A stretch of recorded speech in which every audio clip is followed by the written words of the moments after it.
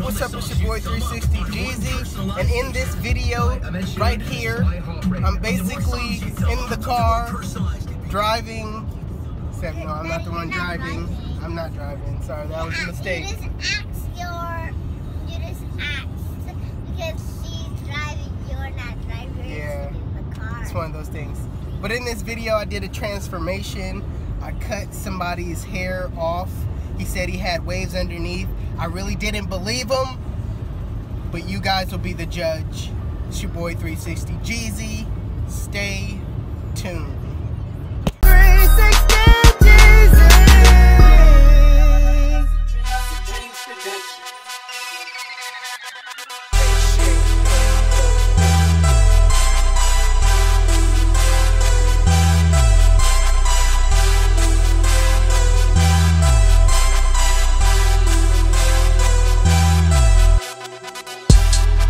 Alright, you guys, my client wanted a 1.5 with the grain wavelength, so I slapped on my one guard open and I'm just going with the grain.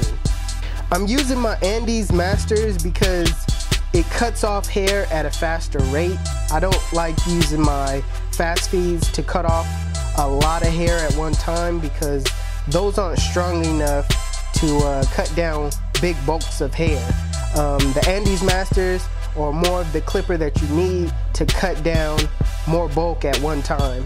Now with going it with the grain, you want to really make sure that you're watching out for any cowlicks or any, the crown area especially, because that area could get, you could really gouge somebody in that area. So make sure you start kind of in the middle of the head and go forth, and then, go from there. That's how I did it. I kind of start a little by the crown area and then I went forward, and everything is with the grain.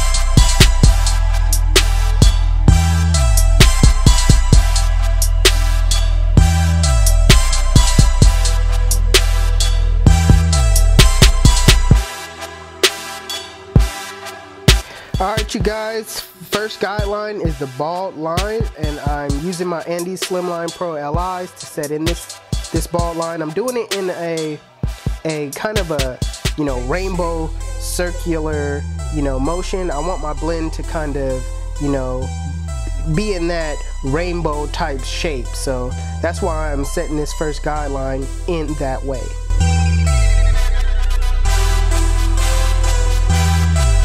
Creating another transition, I'm going to be using my Andis shavers just to bald out the bottom line. Alright, using the Oster speed lines with the lever open, I'm going in that same shape and setting it about a ½ inch. I'm not going up a full inch on this one because it's just the side of his head and I don't want the taper to be too high.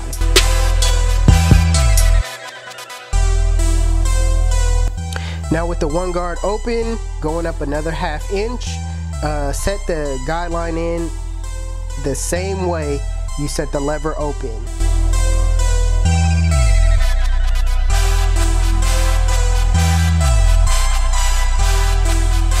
Now with the two guard open, what I'm doing is flicking out that bulk from the top, not necessarily setting in a guideline. I'm just kind of cleaning it up at the top.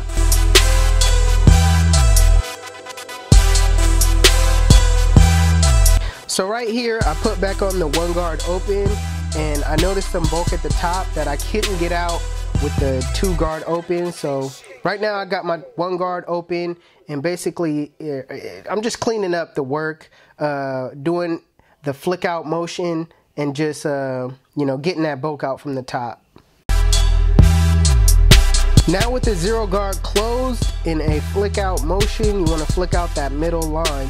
I know in my other videos I tell you guys to drop down to the one guard closed and soften up the line, but in this one you don't have to do that, being it's such a small area that you're working with. So with the zero guard closed, you should be able to knock out that line easy. Now with the lever closed, use your corners and your corners only to knock out that bottom line in a flick out motion. It's a smaller area that you have to work with, that's why I say use your corners, because you don't want to use the whole blade and knock off more than you need to.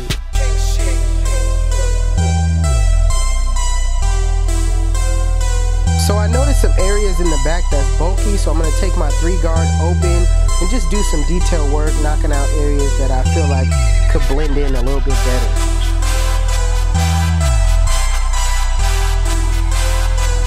Alright, the guideline that I use for the back taper is the same as the side taper. I'm using the lever close to make my first bald line. My fast feeds are 0 gap, so they're able to get real bald at the bottom.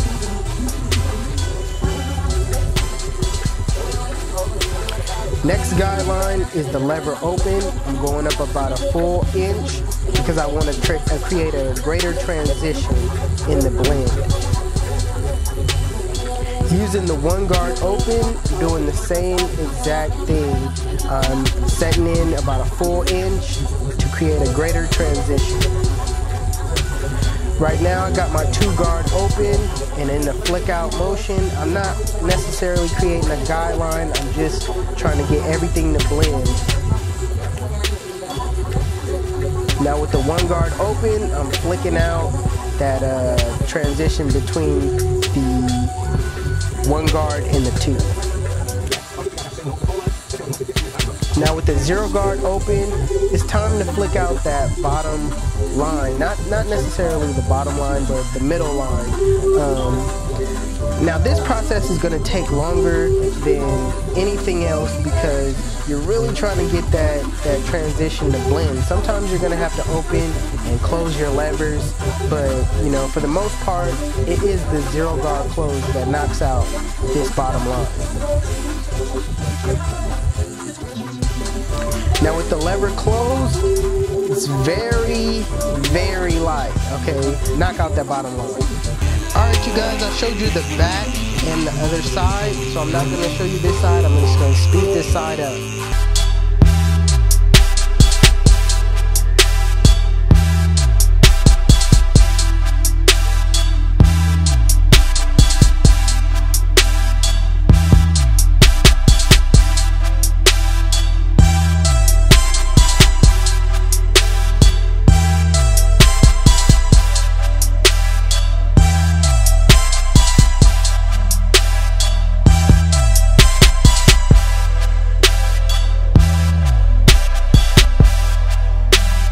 Before you line someone up, you should always brush down their hairline. That way you're getting every hair that overlaps and you can get it as crispy as possible.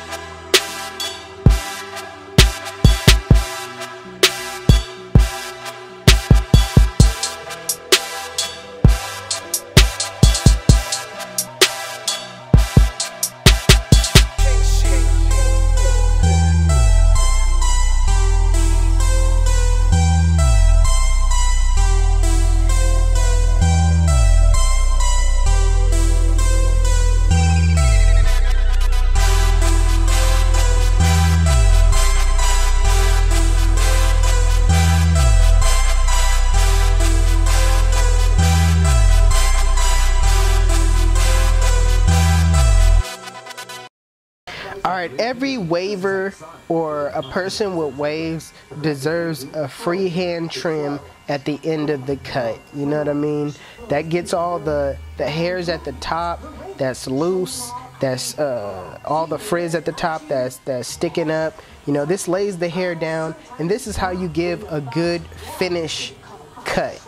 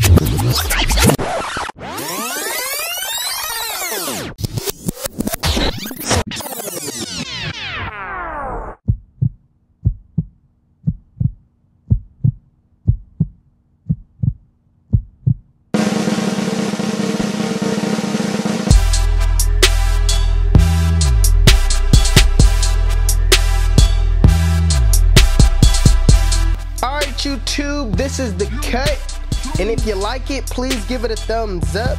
If you're new to my channel, hit that subscribe button now. Alright, make sure you guys follow me on Instagram. I go live on there all the time. If you guys can't hit me up in the DM or the messenger on Facebook or here on YouTube, you know, it's always easier for me to respond back to you guys when I go live. So make sure you follow me on Instagram. It's your boy 360 GZ, and I'm out of here. Chill.